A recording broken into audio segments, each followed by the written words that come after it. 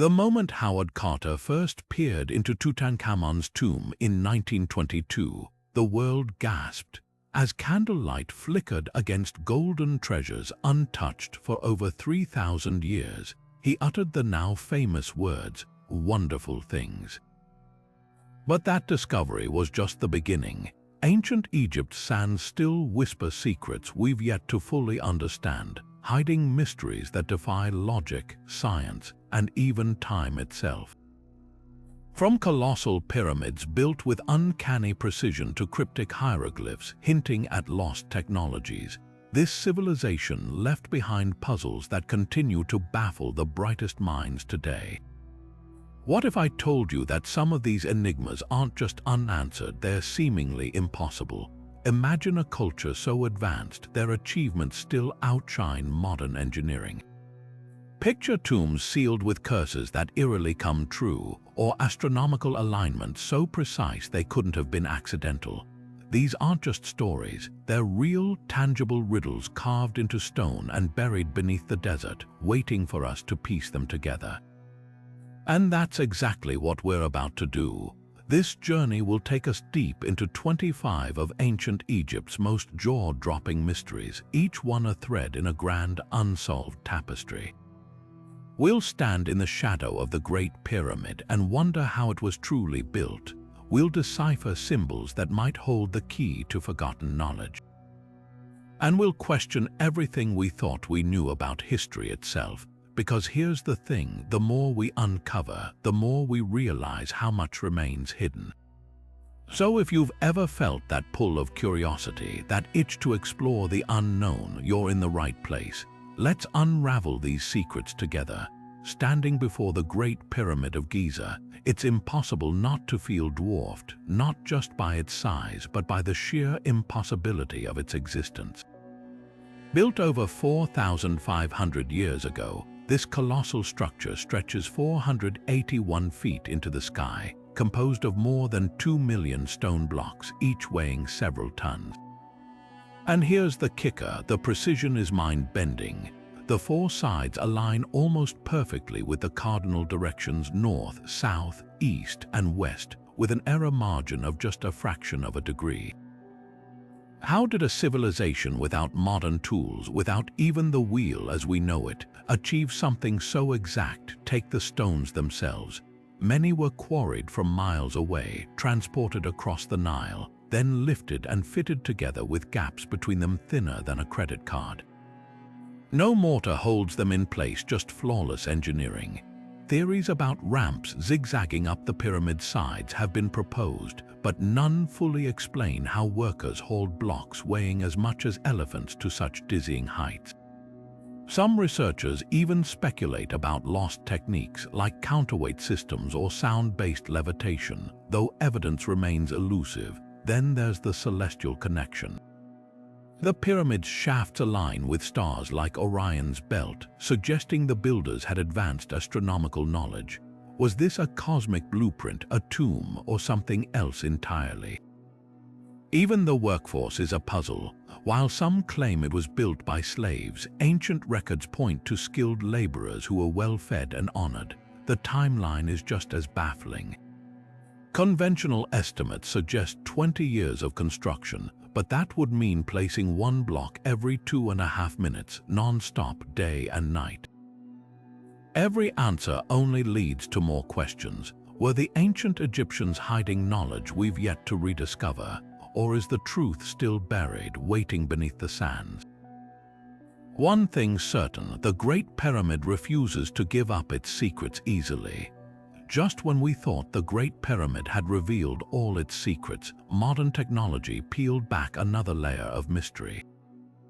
In 2017, scientists using muon radiography, a technique that scans structures with cosmic rays, detected a massive, previously unknown void above the Grand Gallery. Stretching nearly 100 feet long, this hidden chamber defies easy explanation. Its precise dimensions mirror the gallery below, suggesting deliberate design rather than random empty space. But what purpose could it serve? Some researchers believe it might be a relic chamber, sealed off to protect sacred artifacts or even the original burial goods of Pharaoh Khufu himself. Others propose it could be a structural feature, relieving weight from the gallery's ceiling or serving as a construction blueprint for the builders. The discovery reignited fierce debate among Egyptologists. Should we drill a tiny camera inside to glimpse what's hidden, or would that risk damaging the pyramid's integrity? Preservationists argue that invasive techniques could destabilize ancient masonry or expose artifacts to humidity and decay. Yet the allure is undeniable. This void could rewrite history, offering clues about the pyramid's true function or even lost technologies. Imagine uncovering scrolls detailing construction techniques or celestial maps that guided the architects. The controversy echoes past explorations, like when robots sent into the pyramid's narrow shafts revealed mysterious copper handles and blocked doors, raising more questions than answers. What makes this void particularly tantalizing is its location. Positioned directly above the Grand Gallery, a passageway many believe had ritual significance, it might hold symbolic meaning. Could it be a sealed-off treasury, or perhaps a secret chamber meant to guide the pharaoh's soul to the stars? The muon scans can't tell us what's inside, only that something is there waiting. Until we develop non-invasive methods to peer inside, this void remains one of archaeology's most electrifying what-ifs.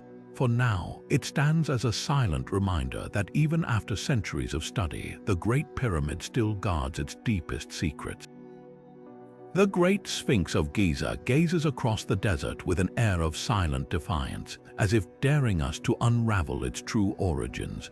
Officially attributed to Pharaoh Khufu around 2500 BCE, this limestone colossus might be hiding a far older story etched into its very stones. Geologist Robert Schoch shocked the academic world in the 1990s when he pointed to the Sphinx's body, deeply eroded by vertical water channels, a pattern inconsistent with wind and sand. His conclusion: these marks suggest prolonged exposure to heavy rainfall, the kind last seen in Egypt over 7,000 years ago during the Neolithic subpluvial, a wet period long before dynastic Egypt existed.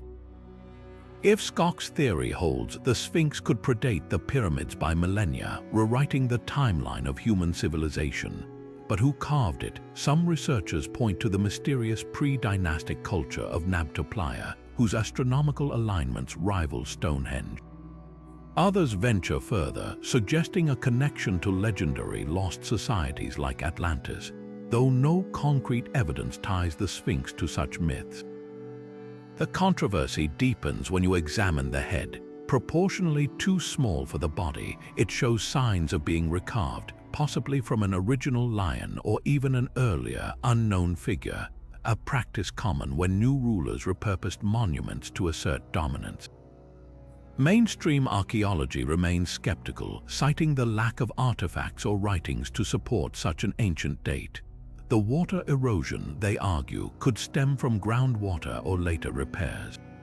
Yet the resistance isn't just about evidence, it's about paradigm shifts. Accepting an older Sphinx forces us to reconsider the capabilities of prehistoric cultures, challenging the narrative of linear progress. Could there have been an advanced society wiped clean by time, leaving only the Sphinx as a cryptic clue? Until someone uncovers definitive proof, this sandstone sentinel will keep its secrets, standing as a silent witness to histories we've yet to imagine. One of the Sphinx's most glaring mysteries isn't hidden beneath the sands, it's right on its face, or rather, the lack thereof. That missing nose has fueled wild speculation for centuries, with many blaming Napoleon's troops for blasting it off during their Egyptian campaign in 1798. But here's the catch. Historical sketches and accounts from decades before Napoleon's arrival clearly show the Sphinx already noseless. Arab historian al-Makrizi documented its disfigurement as early as the 15th century, attributing it to a Sufi Muslim named Muhammad Saim al-Dar, who supposedly destroyed the nose to protest idolatry. Yet even this story may just be another layer of the legend. The truth likely goes much further back. Some archaeologists point to deliberate defacement during ancient times, possibly by rival pharaohs seeking to erase a predecessor's legacy. The ancient Egyptians often altered or destroyed monuments during regime changes to weaken the old ruler's symbolic power. Others suggest natural causes: centuries of wind erosion targeting the softer limestone of the Noses Bridge. But the clean breaks visible in historical illustrations hint at human intervention rather than gradual decay. Then there's the symbolic angle. In Egyptian iconography, noses were vital for breath, the essence of life. Removing one could have been a ritual act, severing the statue's spiritual connection. Could it have been an attempt to kill the Sphinx's power? Without contemporary records, we're left piecing together fragments. One thing's certain, this isn't just about a missing feature. It's a silent testament to the countless hands and ideologies that have shaped history, leaving us to decode their intentions across the millennia. Deep inside the Dendera temple complex, carved into a shadowy crypt, lies a series of reliefs that have sparked one of Egyptology's most heated debates. At first glance, they depict strange, bulbous objects, elongated tubes with snaking filaments inside, capped at one end by what looks like a socket and held aloft by towering figures. To some, these resemble nothing less than ancient light bulbs, suggesting the Egyptians may have harnessed electricity thousands of years before its official discovery. Proponents of this theory, like engineer Erich von Däniken, argue the carvings show advanced technology, possibly even functional arc lamps. They point to the absence of soot stains in certain temple chambers, hinting at an alternative light source beyond torches or oil lamps. In the 1980s, researchers even attempted to recreate the Dendera light using period-appropriate materials, constructing a rudimentary tube filled with gases that emitted a faint glow when electrified, though skeptics dismissed it as speculative showmanship. Mainstream Egyptologists, however, offer a very different interpretation. They identify the objects as symbolic representations of the Djed pillar, a motif tied to stability, and the lotus flower, a sacred emblem of creation emerging from primordial waters. The figures holding them aren't technicians but deities Horus and Hathor, engaged in a ritualistic scene. The filament could be a stylized serpent, echoing the cult of Wadjet, a cobra goddess associated with protection. And the soot-free chambers, simple ventilation or meticulous cleaning, not proof of futuristic tech. The debate crystallizes a larger tension in archaeology. How much of our fascination with ancient mysteries stems from projecting modern ideas onto the past? The carvings undeniably bear a superficial resemblance to electrical components, but without corroborating artifacts. No wires, batteries, or written technical manuals. The lightbulb theory remains speculative at best. Yet the allure persists, a testament to humanity's hunger for lost knowledge. Perhaps the true power of the Dendera carvings lies not in revealing ancient electricity, but in illuminating how effortlessly symbols can be misread across millennia. The temple walls of Abydos hold a set of carvings that look like they were ripped straight from a modern military catalogue: a helicopter, a submarine, even what appears to be a futuristic aircraft. At first glance, it's enough to make your pulse race. Could the ancient Egyptians have foreseen 20th century technology, or worse, possessed it? The truth, as always, is far stranger than fiction. These so-called helicopter hieroglyphs are actually a textbook example of a palimpsest, a surface where one inscription has been carved over another, creating accidental overlaps that trick the eye into seeing familiar shapes. Take a closer look and the helicopter dissolves into a jumble of superimposed symbols. The original carvings, commissioned by Pharaoh Seti I around 3,000 years ago, celebrated his military victories. Later, his son Ramses II modified them to emphasize his own legacy, chiseling new hieroglyphs over the old.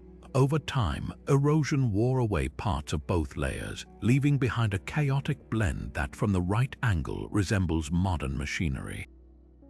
The submarine is a distorted royal title, while the aircraft combines a winged sun disk with a serpent-shaped epithet. High-resolution imaging confirms this. What looks like rotor blades are actually the legs of a hieroglyphic bird, and the cockpit is a reused cartouche. But why do these illusions captivate us so deeply? Part of it is pareidolia, the human brain's tendency to spot patterns, especially faces or objects in random shapes. We see helicopters because we're primed to recognize them, just as we might see animals in clouds. The fringe theories, though, persist like stubborn shadows.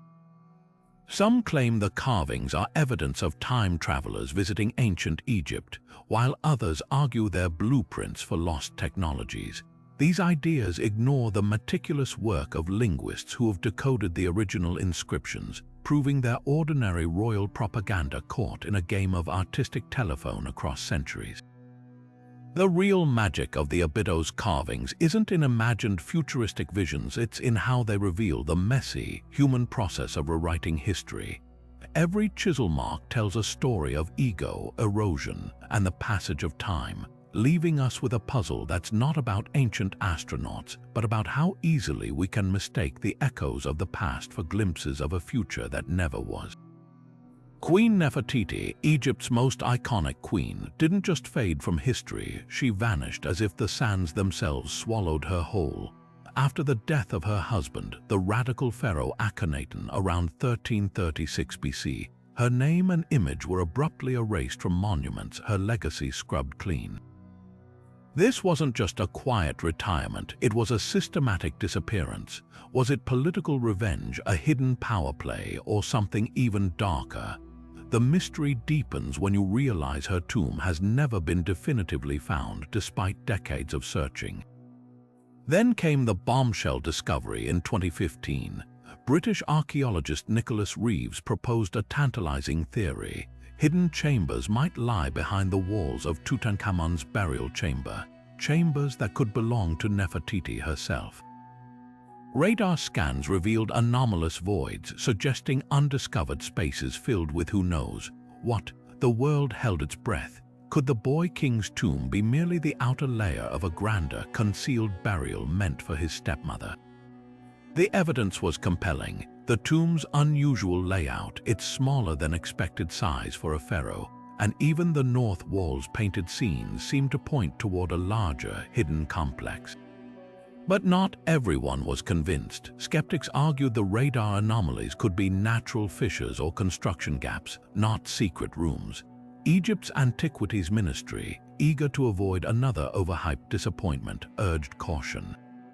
Subsequent scans yielded conflicting results, leaving researchers divided. Some believe the chambers exist but are empty, their contents looted long ago. Others insist Nefertiti's mummy, and perhaps her legendary golden funerary mask, might still lie waiting, undisturbed. The stakes couldn't be higher. Finding Nefertiti's tomb would rewrite history, offering insights into the turbulent Amarna period and the woman who shaped it. Was she buried as a queen or as a pharaoh in her own right? Did she rule briefly under another name after Akhenaten's death? Every theory raises new questions. And until someone breaches those hidden chambers, if they exist at all, Nefertiti's fate remains one of Egyptology's most electrifying enigmas, a ghost of power and beauty lingering just beyond our grasp. When Lord Carnarvon, the financial backer of Tutankhamun's tomb excavation, died just months after its discovery in 1923, the world gasped. Newspapers seized upon his sudden demise, triggered by an infected mosquito bite, as proof of a mummy's curse, a supernatural vengeance unleashed upon those who disturbed the pharaoh's rest. The legend exploded when over a dozen others connected to the tomb died prematurely in the following years, from Carnarvon's half-brother to a radiologist who X-rayed the mummy. But behind the sensational headlines lies a far more complex story, one where science and superstition collide. Modern researchers have peeled back the layers of this myth, revealing startling possibilities. Could the so-called curse have been a biological time bomb? Studies of sealed tombs like Tutankhamun's show dangerous concentrations of toxic molds, including Aspergillus niger and Staphylococcus aureus microbes that thrive in darkness and attack the lungs when inhaled. Ancient Egyptians might have even known this risk. Some tombs bore warnings like, "Death shall come on swift wings to him who disturbs the pharaoh's peace," possibly less a prophecy and more a practical deterrent against grave robbers. Then there's the question of deliberate traps. Analyses of unopened vessels from Tutankhamun's burial chamber revealed traces of ammonia and hydrogen sulfide gases lethal in confined spaces. Were these accidental byproducts of decaying organic offerings or cleverly designed chemical defenses? The truth might be a mix of both. Ancient priests aware of tomb raiders could have employed natural toxins as safeguards, turning the very air into a weapon. Yet skeptics counter that the curse statistics don't hold up. Of the 58 people present at the tomb's opening, only 8 died within a decade, a mortality rate consistent with their age and era. Carnarvon himself was chronically ill before Egypt, and high-profile deaths garnered disproportionate attention. Even the famous journalist who broke the curse story, Arthur Weigall, admitted he'd fabricated details for drama. So where does that leave us? The real curse may be our own fascination with the unexplained. Whether microbial or mystical, the deaths surrounding Tutankhamun's tomb remind us that some legends, once unleashed, are far harder to bury than any pharaoh. The Greek historian Herodotus stood in awe when he described the labyrinth near Amenem, Hat III's pyramid at Hawara, calling it a wonder beyond the pyramids. Built around 4,000 years ago, this sprawling complex allegedly held 3,000 rooms, 12 grand courts, half facing north and half south, all connected by winding passages so intricate that no one could navigate them without guides. Herodotus claimed the walls were covered in carvings, every inch telling stories of gods and kings, while hidden chambers housed sacred crocodiles and the tombs of past rulers. The sheer scale was staggering, rivaling even the grandest temples of Greece. Yet today, all that remains is a barren stretch of desert, leaving scholars to wonder, was this labyrinth real or just an ancient traveler's tall tale? Recent technology has reignited the debate. Ground-penetrating radar scans in 2008 revealed a vast, unnatural grid of stone walls buried beneath the sand, a footprint eerily matching Herodotus's description. The structure stretches over 50,000 square meters, with corridors arranged in a precise geometric pattern that defies natural formation. But here's the catch: no one's been allowed to dig. Egypt's Antiquities Council, wary of damaging potential artifacts, has blocked full-scale excavations, leaving these tantalizing scans unverified. Some researchers suspect political factors are at play, confirming a lost wonder could overshadow other heritage projects.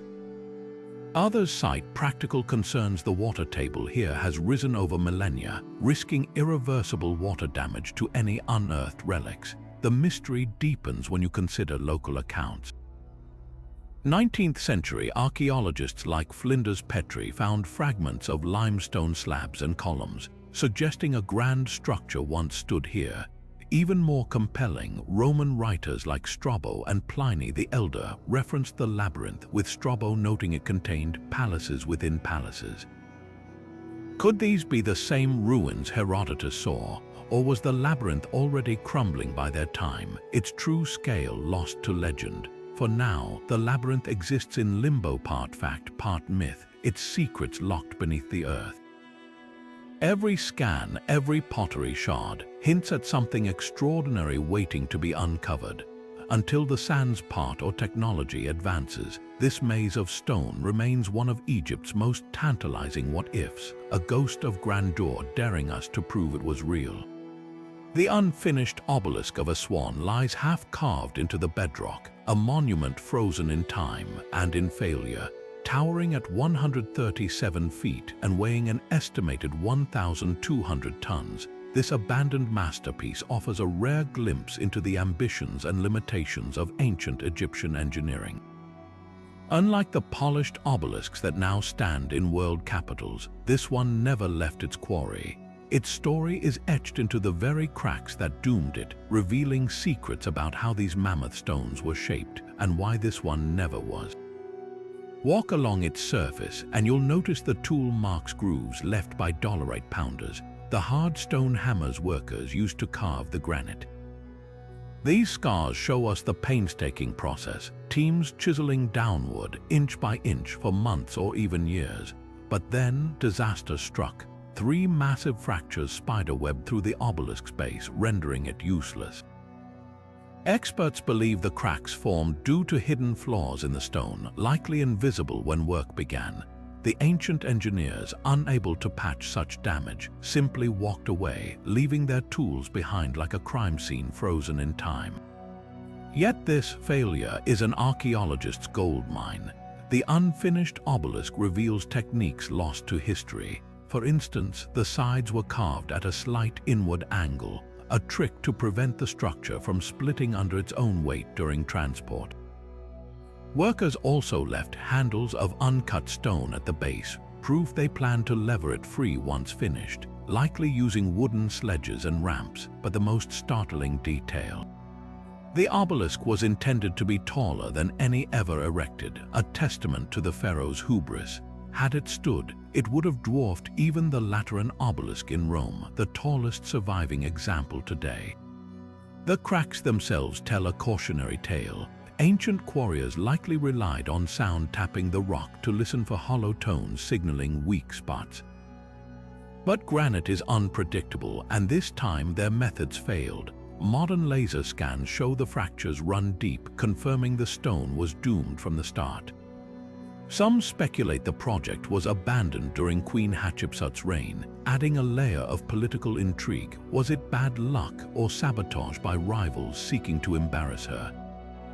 Standing in the shadow of this colossus, you can almost hear the echoes of hammers and the shouts of workers who toiled in vain.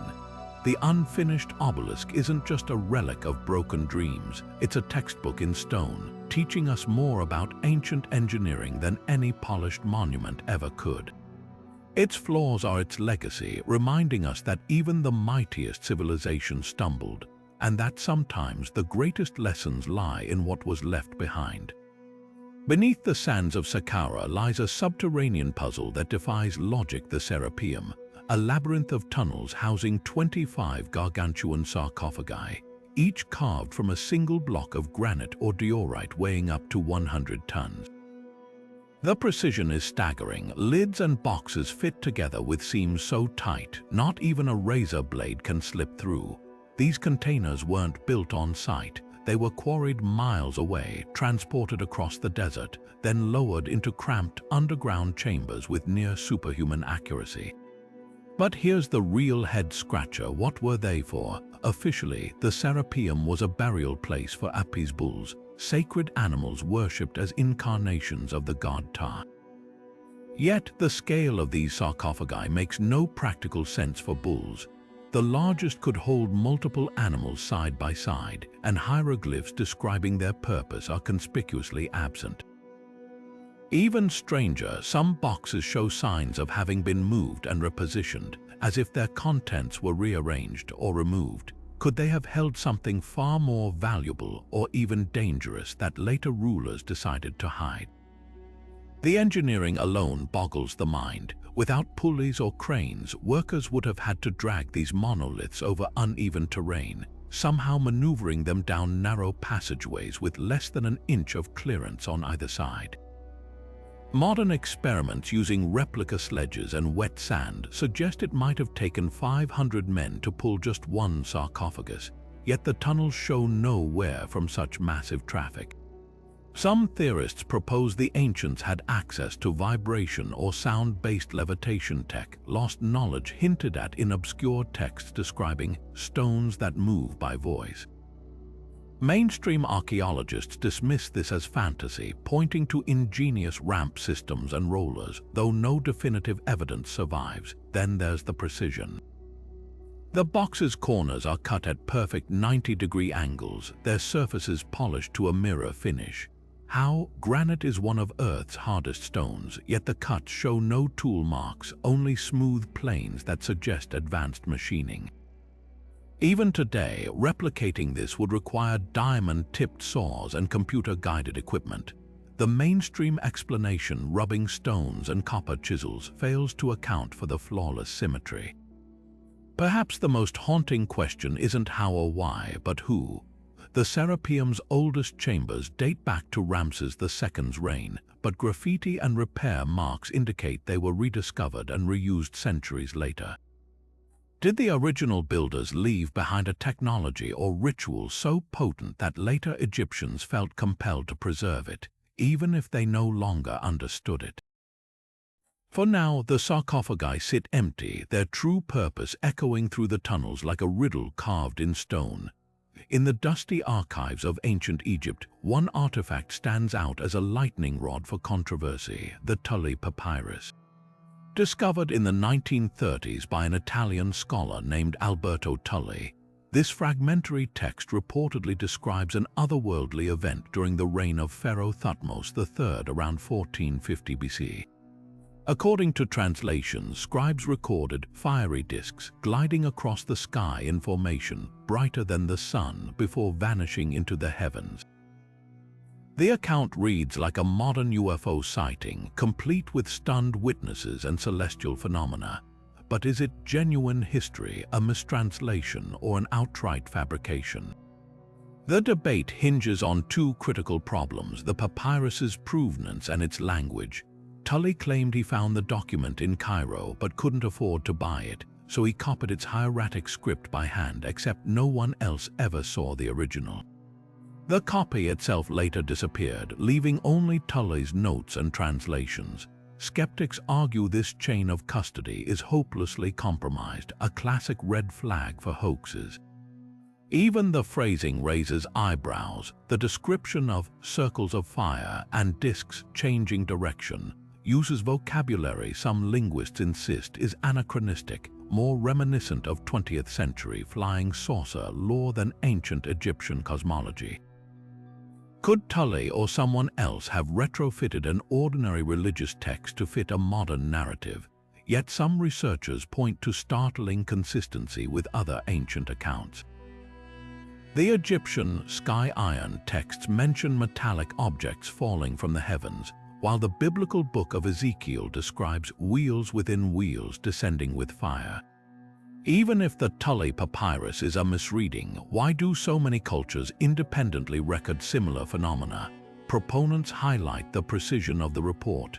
The discs appeared at a specific time of day, moved with purpose, and left physical effects on the environment, including fish and birds reacting in terror. These details echo contemporary UFO sightings, where electromagnetic interference and animal behavior often accompany encounters. The truth may lie somewhere between extremes. Perhaps the scribes witnessed a rare atmospheric event, like a meteor breakup or plasma discharge, interpreted through their cultural lens. Or maybe the text is entirely mundane, describing ceremonial barges or celestial omens later romanticized by UFO enthusiasts.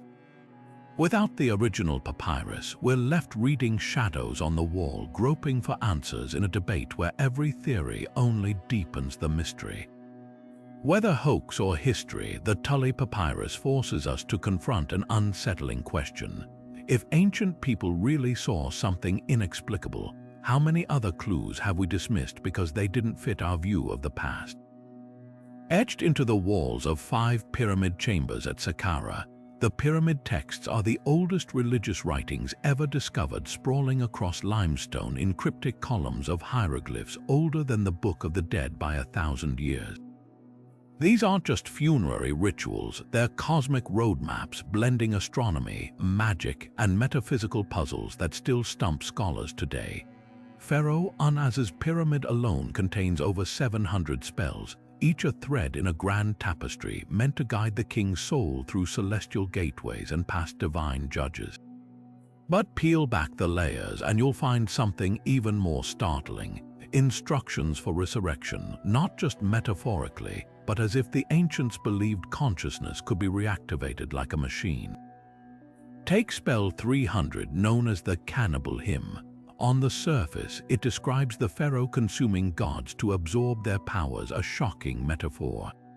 But some researchers argue it encodes an esoteric technique, a literal transformation of energy.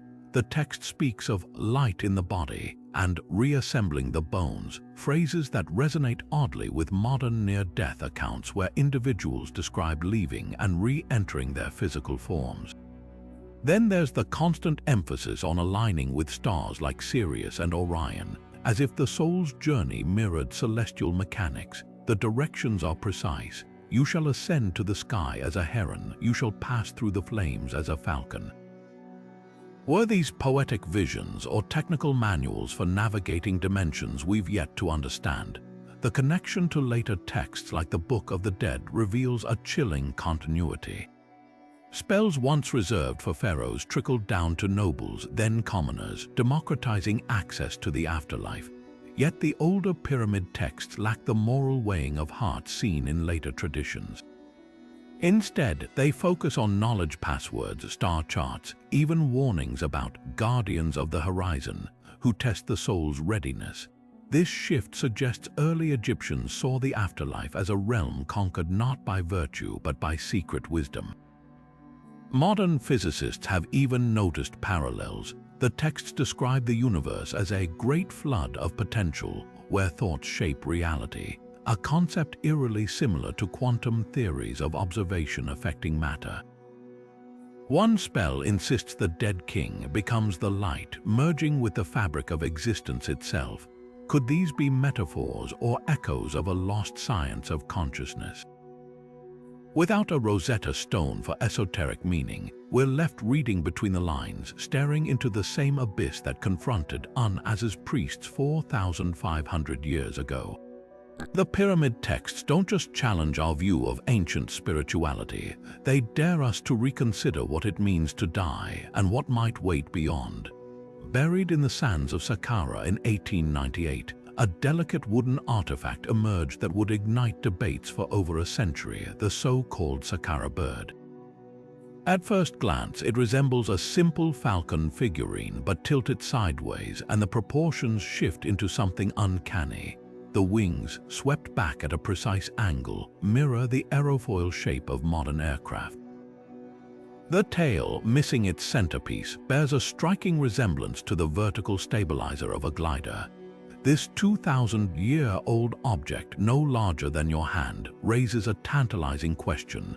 Could the ancient Egyptians have understood principles of flight centuries before Da Vinci sketched his famous ornithopter? Aerodynamic tests add fuel to the fire. In 2006, aviation engineer Simon Sanderson built a scaled-up replica, adding the missing tail fin hypothesized by researchers. When launched, the model exhibited surprising lift and stability, gliding smoothly for short distances, behavior impossible for a random bird carving. Critics argue it could still be coincidence, pointing to ceremonial objects like the helicopter hieroglyphs that only resemble modern tech through pareidolia. But the Saqqara bird lacks the religious motifs typical of ritual items. No hieroglyphs adorn it, no gods' faces emerge from the wood. If not a sacred object, what purpose did it serve? Comparisons to other ancient flight artifacts deepen the intrigue. Colombia's gold Quimbaya airplanes, crafted by pre-Columbian cultures, share the same swept-wing design despite zero contact with Egypt.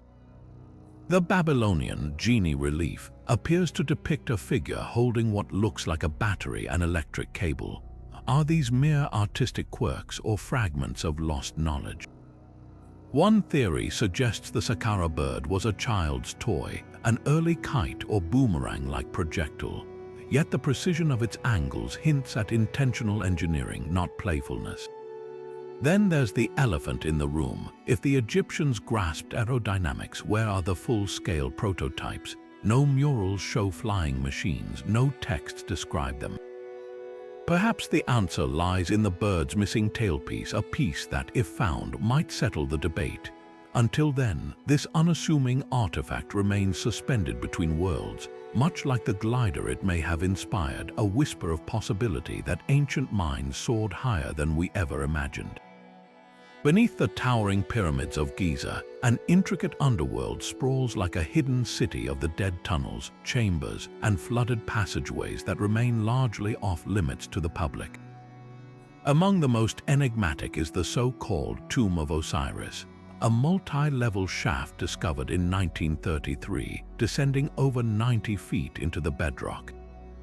At its heart sits a massive granite sarcophagus surrounded by pillars and submerged in groundwater, an eerie echo of the myth where Osiris was drowned by Set. But here's the twist. Carbon dating of organic material in the chamber suggests it was built centuries later than the pyramids, raising questions about who really constructed it and why. Some researchers believe it was a symbolic cenotaph, a place for rituals connecting the pharaohs to the god of the underworld. Others argue the water itself held significance, an ancient representation of the primordial Nile where life and death intertwined. The mysteries multiply when you examine the Great Pyramid's own subterranean network. Beneath its base lies an unfinished chamber, hacked roughly from the limestone, with a mysterious well shaft plunging even deeper. Early explorers like Giovanni Belzoni crawled through these claustrophobic passages in the 1800s, reporting strange drafts of air and sounds of rushing water. Modern thermal scans confirm his observations, revealing hidden voids and temperature anomalies that hint at undiscovered spaces. One theory suggests these tunnels served as hydraulic systems, using underground water channels to counteract seismic shifts, an ancient form of earthquake protection. Others propose they were part of a grand cosmic blueprint, aligning with stars or terrestrial energy lines we've yet to comprehend. Then there's the secrecy. For decades, Egypt's Supreme Council of Antiquities has tightly controlled access to these underground labyrinths, citing preservation concerns, but whispers persist of artifacts recovered and never displayed, perhaps objects too controversial to reveal. In 2017, a team using muon tomography detected a hidden corridor near the pyramid's north face, but its contents remain classified. Independent researchers point to accounts from the 19th century when workers reportedly found metallic rods and strange black dust in the tunnels, materials that vanished into private collections. What could still lie beneath Giza? Some speculate about lost libraries, chambers holding records of a pre-pharaonic civilization, or even the fabled Hall of Records mentioned in esoteric texts. Ground-penetrating radar has mapped vast, unexplored cavities beneath the Sphinx's paws, while sonar readings suggest interconnected water channels stretching toward the Nile. Every clue leads deeper into the shadows where history and legend blur. Until more of these tunnels are fully explored, the underground world of Giza remains a silent witness to secrets we've only begun to guess. The Eye of Horus isn't just an ancient symbol of protection, it's a mathematical cipher hiding in plain sight. Broken into 6 distinct parts, each segment corresponds to a specific fraction, adding up to a near-perfect 63/64 when combined. The eyebrow represents 1/8, the pupil 1/4, the side curl 1/16, and so on. At first glance, this seems like artistic symmetry, but the precision is uncanny. Modern researchers have noticed something startling. These fractions align almost exactly with the way physicians today divide the human brain in diagnostic imaging. The same proportions used by ancient scribes to depict Horus's healed eye, restored after his battle with Set, mirror the grids MRI technicians used to map neural activity. Coincidence, or was this a deliberate transfer of anatomical knowledge disguised as myth? The connection deepens when you examine the symbolism. The Eye of Horus wasn't merely a religious icon, it was a measurement tool. Egyptian physicians, known for their advanced medical practices, used these fractions to calculate dosages of medicines, charting precise ratios for treatments as early as 3,000 years ago. Papyrus scrolls like the Abydos papyrus reference these calculations, hinting at a system where myth and science intertwined. The eye's divisions may have served as a mnemonic device, helping healers memorize critical measurements without written records. But here's the twist: the missing 64th, the gap needed to complete the whole, was said to be magically filled by the god Thoth, symbolizing the inherent imperfection of human efforts and the divine role in healing. Skeptics argue that the alignment with brain scans is retroactive pattern matching, projecting modern science onto ancient art, yet the consistency is hard to ignore. The same fractions appear in temple blueprints and grain distribution records, suggesting a cultural obsession with precision.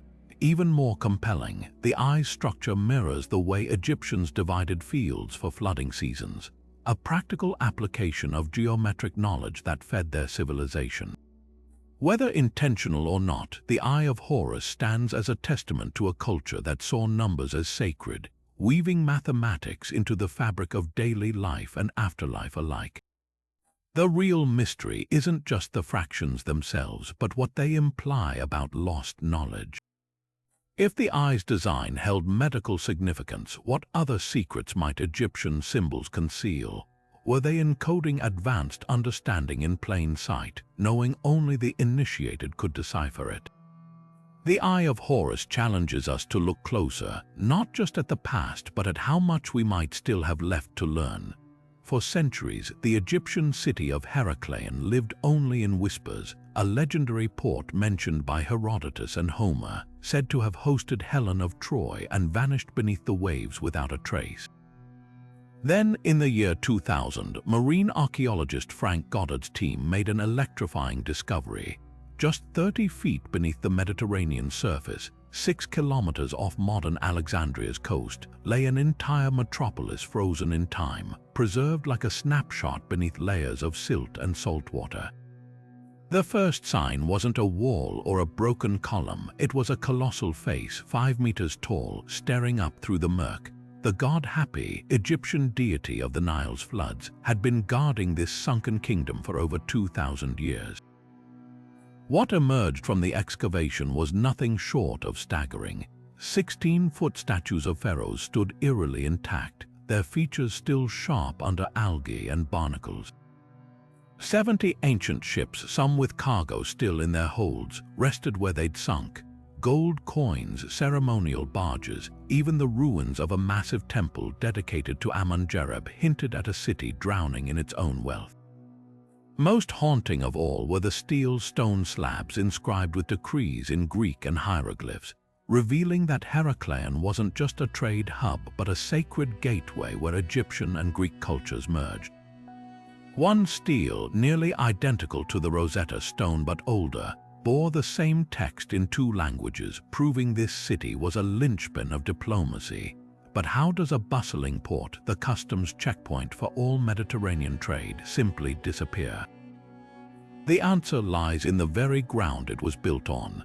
Heracleion stood on unstable sediments where the Nile met the sea, its foundations literally liquefying over centuries. Earthquakes likely triggered catastrophic soil subsidence, causing buildings to tilt and sink incrementally. Then came tsunamis. Scientists found geological evidence of towering waves that would have smashed the city's defenses, flooding streets already buckling under their own weight. By the 8th century CE, what remained was a memory, then a myth, swallowed by the water that once made it prosperous. The real revelation wasn't just the artifacts but the snapshot of a multicultural crossroads. Among the wreckage lay Greek armor beside Egyptian amulets, proof that this was no isolated outpost but a melting pot where traders, mercenaries, and pilgrims mingled. A temple complex honoring both Ammon and Hercules, the city's namesake, showed how fluidly gods and cultures coexisted.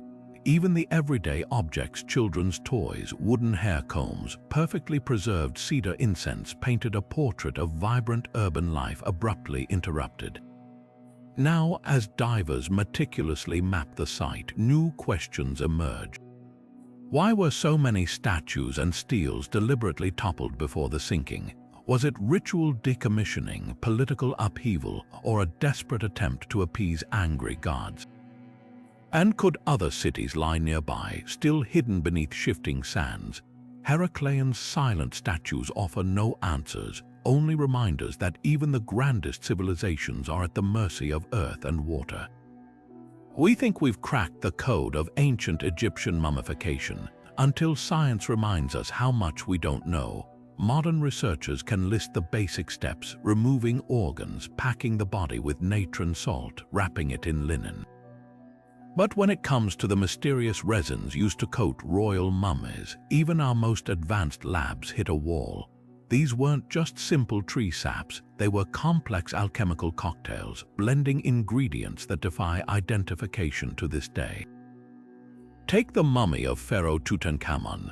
When chemists analyzed his resin in 2016, they found traces of evergreen oils, animal fats, and something else: unidentified organic compounds that don't match any known plant or mineral from the region. These unknown substances likely came from lost species or specially treated materials, their recipes passed down through generations of embalmers and then buried with them. The most baffling property of these resins isn't just their composition, but their behavior. Under electron microscopes, the layers reveal a nanostructure that modern synthetics can't replicate, a molecular arrangement that somehow allows the resin to flex with temperature changes without cracking. This explains why King Seti I's skin remains supple after 3,000 years, while modern preservation attempts on cadavers often result in brittle, discolored tissue. Even more startling, some royal mummies show evidence of antibacterial and antifungal properties in their coatings, stopping decomposition in ways that surpass today's chemical embalming fluids. Researchers at the University of Munich recently tested a sample from an unknown noble's mummy and found it actively repelled mold spores, something no contemporary mortuary science achieves without toxic additives like formaldehyde. Where did this knowledge vanish? The papyrus Louvre Carlsberg, discovered in 2021, offers tantalizing clues. This medical text describes a black gum made from fermented acacia mixed with the tears of the sun, a phrase some interpret as a rare form of bitumen only found in certain Nile cliffs. But when scientists tried reconstructing this recipe, the results failed to match ancient samples. The missing ingredient might be a plant now extinct, or a preparation technique involving lunar cycles or specific temperatures lost to time. Embalmers' workshops uncovered near Saqqara show evidence of elaborate distillation equipment, suggesting they manipulated raw materials in ways we're only beginning to comprehend. Perhaps the greatest irony is that the very secrecy surrounding mummification led to its eventual decline. As political unrest shook Egypt, master embalmers took their trade secrets to the grave.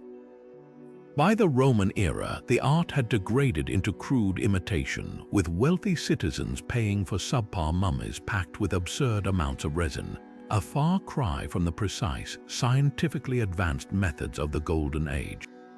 Today, as we analyze these ancient preservatives with mass spectrometers and gas chromatography, we're left with more questions than answers. Maybe some secrets weren't meant to be rediscovered.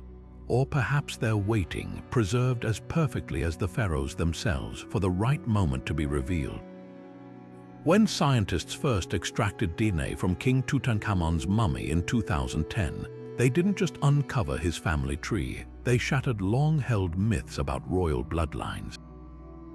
Genetic analysis revealed his parents were likely siblings, a common practice among Egyptian royalty to maintain divine lineage. But the real bombshell came when researchers compared his DNA to global populations. Tutankhamun's genetic markers showed strong connections not just to North Africa, but to the Near East and even sub-Saharan Africa, painting a picture of a dynasty far more diverse than the isolated, pure race depicted in temple carvings.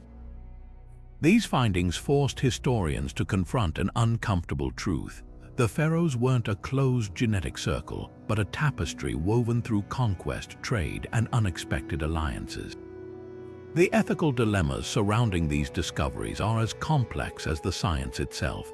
Extracting DNA from mummies risks irreversible damage to fragile tissues, and some argue it violates the spiritual integrity of individuals who never consented to such probing.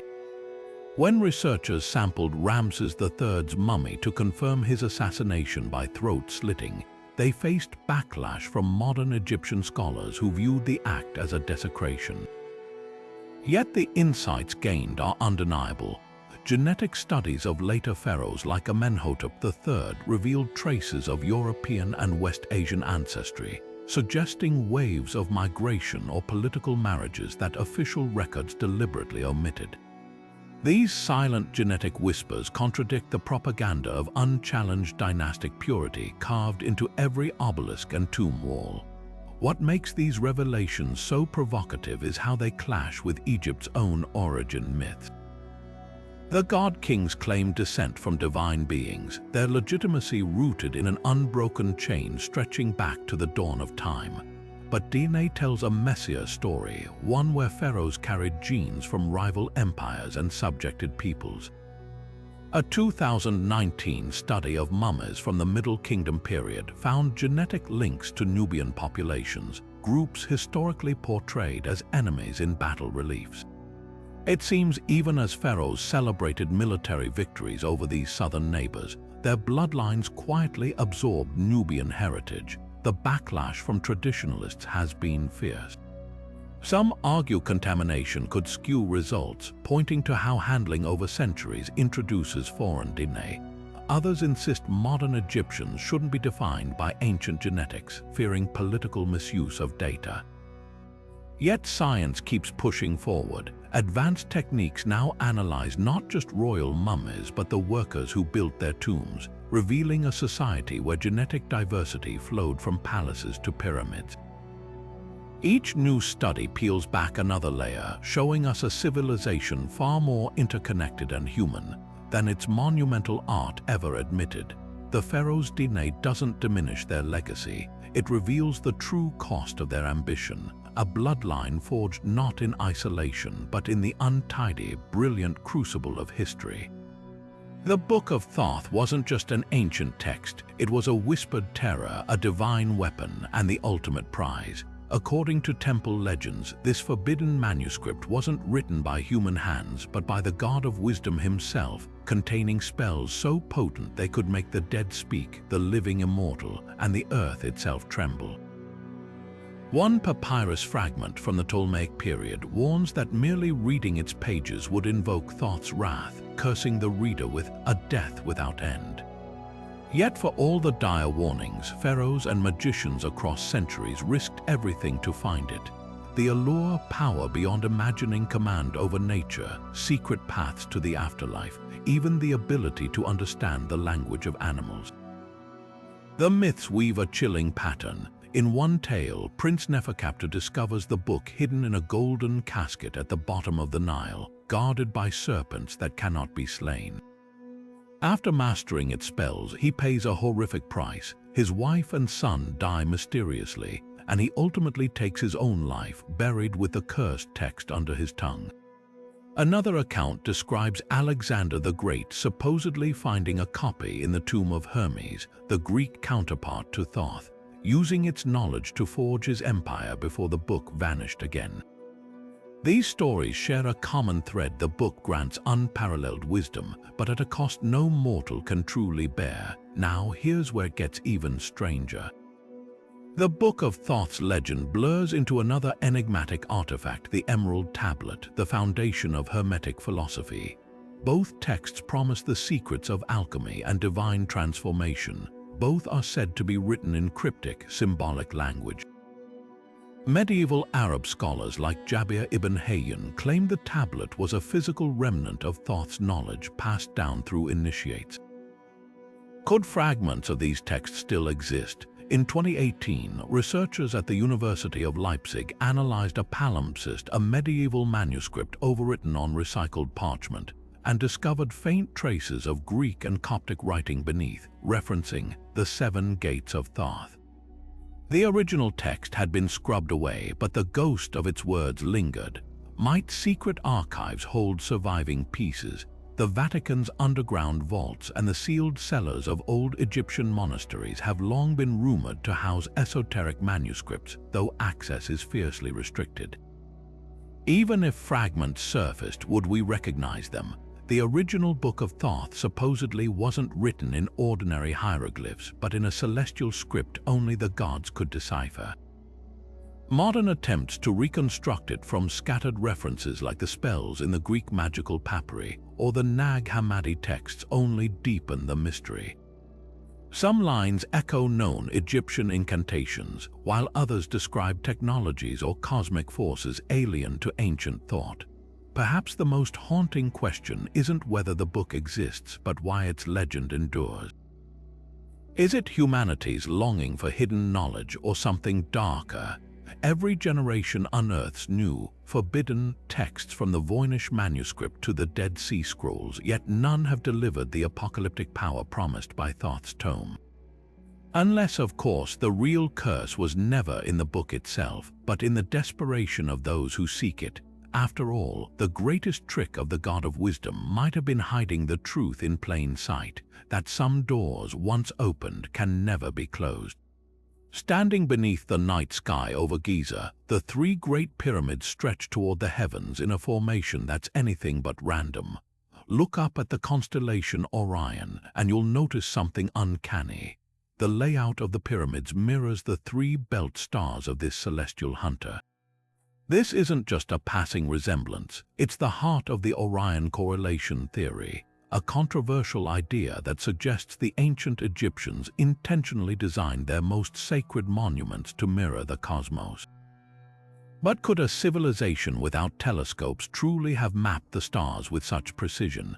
And why would they go to such lengths? The theory, first proposed by researcher Robert Bovell in the 1980s, hinges on more than just visual alignment. The pyramids of Khufu, Khafre, and Menkaure don't just roughly match Orion's belt. Their relative sizes and spacing correspond to the star's brightness and distances. Khufu's pyramid, the largest, aligns with Alnitak, the brightest of the three stars, while the slightly offset position of Menkaure's pyramid mirrors the third star, Mintaka. Even the Nile's course seems deliberately placed to mirror the Milky Way's celestial river in this cosmic blueprint. Bovell argued this wasn't coincidence but a deliberate snapshot of the sky, meant to anchor the pharaohs' souls to the eternal stars. But here's where the debate ignites. Critics point to precession, the gradual shift in Earth's rotational axis over time, which alters the apparent position of stars across millennia. Orion's belt looked slightly different in 2500 BC than it does today. To lock the pyramids perfectly to the constellation, Bovell suggested they were planned around 10,500 BC, a date that would rewrite Egyptian history entirely. Mainstream archaeologists dismiss this as fringe speculation, noting there's zero evidence of advanced civilization in the region that early. They argue the alignment could be symbolic rather than precise, a general homage to Osiris, whom the stars of Orion were said to represent. Yet the astronomical evidence doesn't stop there. The air shafts inside Khufu's pyramid point directly toward key stars, one aligned with Orion, another targeting the pole star of that era, Thuban. These shafts weren't just ventilation, they were celestial pathways designed to guide the pharaoh's spirit to its rightful place among the gods.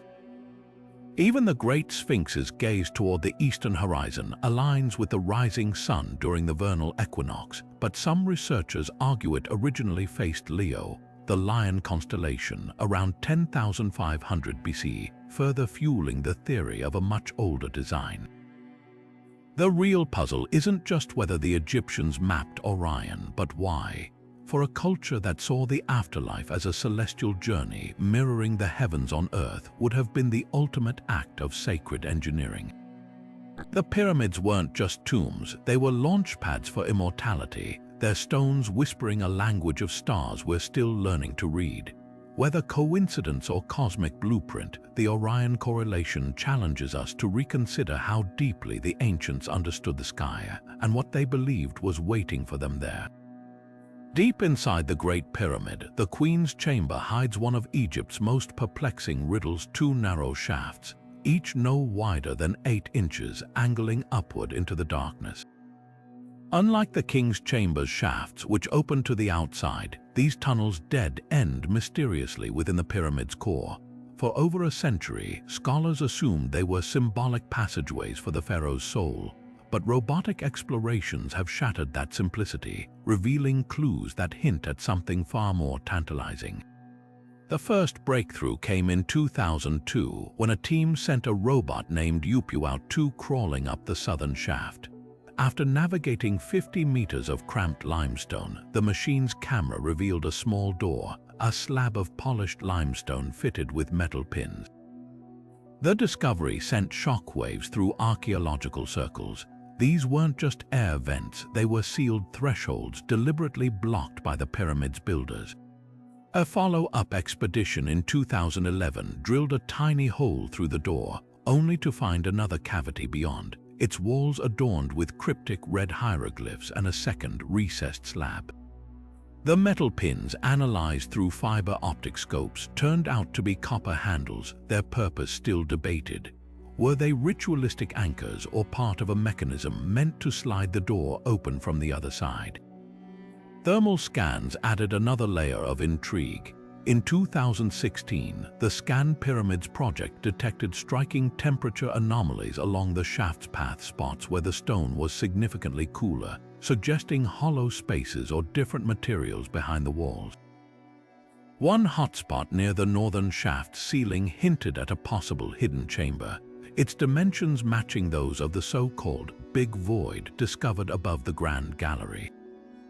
The heat patterns weren't random, they traced deliberate architectural features, as if the pyramid were a Russian nesting doll of secrets. Yet the greatest enigma remains the shaft's original purpose. Mainstream Egyptology clings to the soul vent theory, but the evidence complicates that. Why seal symbolic passages? Why the copper fittings? Some researchers propose the shafts aligned with specific stars during construction, serving as celestial sightlines for architects. Others speculate they accessed now-lost ritual chambers or even stored sacred texts. The most provocative theory comes from engineer Christopher Dunn, who argues the shafts were part of a harmonic resonance system designed to vibrate at frequencies that enhanced spiritual ceremonies, a concept supported by the pyramid's acoustic properties, which amplify certain tones unnaturally. The truth may lie just beyond those sealed doors, but reaching it poses ethical and technical dilemmas. Drilling risks damaging irreplaceable artifacts, while non-invasive techniques like muon tomography lack the resolution to reveal hieroglyphs or small objects. For now, the Queen's Chamber shafts stand as silent sentinels, guarding answers that could rewrite our understanding of the pyramid's true function. Every scan, every robotic probe brings us closer to the threshold, both literally and figuratively, of a revelation centuries in the making. The Dendera carvings continue to spark debate, but what if the bizarre bulb-like objects aren't just symbolic, but functional? Recent experiments by engineers have reignited the conversation, suggesting these depictions might echo real-world technology far ahead of its time. Take the Crookes tube, an early electrical device invented in the 19th century. When charged with high voltage, it emits an eerie glow strikingly similar to the filaments inside the Dendera reliefs. Plasma physicist Dr. Frank Dernenberg took this idea further, constructing a replica using period-accurate materials like copper and quartz. The result: a working model that casts an unearthly light, mimicking the carving's descriptions of pulsing radiance. But the parallels don't stop there. The Dendera object's design, with their elongated tubes and socket-like bases, bears an uncanny resemblance to modern plasma globes. Engineer Peter Krasser proposed that the ancient Egyptians might have harnessed natural electrostatic phenomena, like the Nile's frequent lightning storms, using gold or silver wires to channel energy. His team's experiments with Baghdad battery replicas showed that even primitive voltaic cells could produce enough charge to illuminate gas-filled vessels. Skeptics dismiss these claims, arguing that without physical remnants of wires or power sources, the theory remains speculative, yet the carving's precision is hard to ignore. The cables depicted resemble twisted lotus stems, a possible symbolic code for insulated copper, a material Egyptians knew well. Mainstream Egyptologists push back, pointing to the relief's ritual context. The figures holding the objects are gods, not technicians, and the scenes are framed by divine iconography. But what if the symbolism served a dual purpose? Ancient cultures often encoded scientific knowledge within religious art, masking practicality as mysticism. The Greek magical papyri, for instance, blend chemistry and incantations, detailing glassworking techniques alongside spells. Could the Dendera carvings be a similar fusion, a sacred manual disguised as myth? The most compelling evidence might lie in the shadows, literally. The temple's inner chambers where these carvings appear lack soot stains typical of torch use. Archaeologist Wolfgang Waitkus theorized that if the Egyptians had access to even rudimentary electric light, it would explain how they painted intricate hieroglyphs in pitch-black tombs without choking on smoke. Until a Dendera bulb is unearthed, the mystery remains suspended between innovation and imagination. What's certain is this: whether sacred symbol or lost technology, the Dendera carvings challenge us to rethink the boundaries of ancient ingenuity. The golden mask of Tutankhamun may shine with eternal glory, but beneath it lies a body that tells a far darker story. When modern CT scans peeled back the layers of linen and time, they revealed a young king whose bones held violent secrets. A shattered kneecap, broken ribs, and a crushed chest injuries so severe they suggested something far more sinister than the long-assumed chariot accident. Then came the genetic analysis, traces of malaria in his system, compounded by a club foot and a spine deformed by generations of royal inbreeding. This wasn't just a tragic death, it was a collision of misfortunes, a perfect storm that's forced historians to rewrite their theories. Let's start with the fractures. High-resolution scans show that Tut's left leg snapped cleanly just above the knee, an injury consistent with a high-speed impact. But here's the twist: the broken bones showed no signs of healing, meaning this happened at or near the time of death. Some researchers argue this points to a hunting accident, a chariot crash in the Nile Delta's marshes where the young pharaoh might have been thrown against a hard surface. Others spot something darker. The back of his skull has a suspicious fracture along with missing bone fragments. Could this be evidence of a blow to the head, a murder disguised by the embalmer's hasty restoration? Then there's the malaria. DNA tests detected the parasite Plasmodium falciparum, the deadliest strain of the disease, in Tut's mummified tissues. Combined with his weakened immune system, a side effect of his family's notorious inbreeding, this could explain his sudden demise at just 19. But was it natural causes, or did his enemies exploit his frailty? Court records from the time hint at political upheaval, with powerful advisors like Ai and Hormheb swiftly taking power after his death. Circumstantial, maybe, but consider this: Tut's widow, Ankhesenamun, sent a desperate letter to the Hittites begging for a foreign prince to marry, claiming she feared having to marry a servant. Weeks later, that prince was assassinated on his way to Egypt, and she vanished from history. Coincidence or proof of a throne under siege? Now let's untangle the so-called mummy's curse. When Howard Carter opened Tut's tomb in 1922, newspapers spun tales of supernatural vengeance after financier Lord Carnarvon died months later from an infected mosquito bite. Never mind that Carter himself lived another 16 years, the myth took hold, fueled by a string of premature deaths among those connected to the excavation. Science, however, offers a far creepier explanation. Toxicologists swabbing the tomb's walls identified traces of Aspergillus flavus, a mold that attacks the lungs when inhaled. Combine that with sealed chambers full of millennia-old bacteria, and you've got a biological hazard, not a phantom curse. the truth about Tutankhamun's death may never be crystal clear. Was he a victim of his own fragile lineage, a pawn in a deadly power struggle, or simply an unlucky teenager who pushed his broken body too far? The evidence leaves room for all three. What's certain is this: his tomb's discovery gave us not just treasure, but a forensic puzzle that keeps challenging what we think we know.